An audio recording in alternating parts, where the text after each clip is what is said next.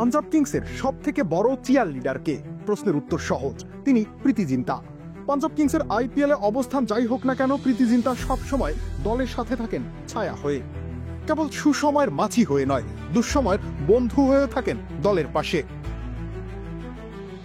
ধর্মশালায় যেদিন খেলা বন্ধ হয়ে গেল নিরাপত্তার ইস্যুতে, সেদিন তিনি নিজে থেকে দলের সবাইকে মাঠের বাইরে নিয়েছেন।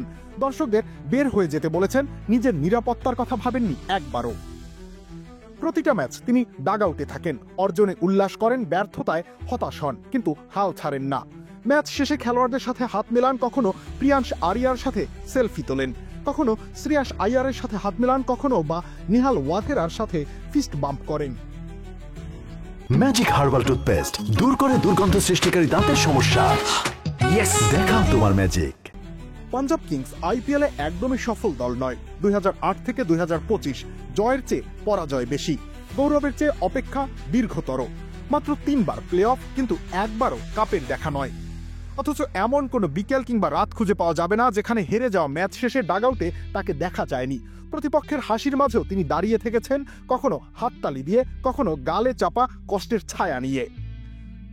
বলিউড ছেড়ে প্রীতি জিন্তার ধ্যান জ্ঞান এখন পুরোটাই পাঞ্জাব ফ্রাঞ্চাইজিকে ঘিরে। অনেক মালিক আসে যায়, কেউ মাঠে থাকে বিজ্ঞাপনের খাতিরে, কেউ ক্যামেরার ফ্রেমে, কিন্তু প্রীতি জিন্তা সেই বিরল প্রজাতির, যিনি ক্রিকেট বোঝেন হৃদয় দিয়ে। ক্রিকেট বাণিজ্যের যুগে এমন ফ্রাঞ্চাইজি মালিক খুঁজে পাওয়া মুশকিল। অন্য ফ্রাঞ্চাইজির হয়তো ট্রফি আছে, কিন্তু প্রীতি জিন্তা আছেন কেবলমাত্র একটা দলে, পাঞ্জাব কিংসে। এটাই পাঞ্জাব কিংসের সব থেকে বড় শক্তির জায়গা। রবিউল ইসলাম রনি, খেলা 71।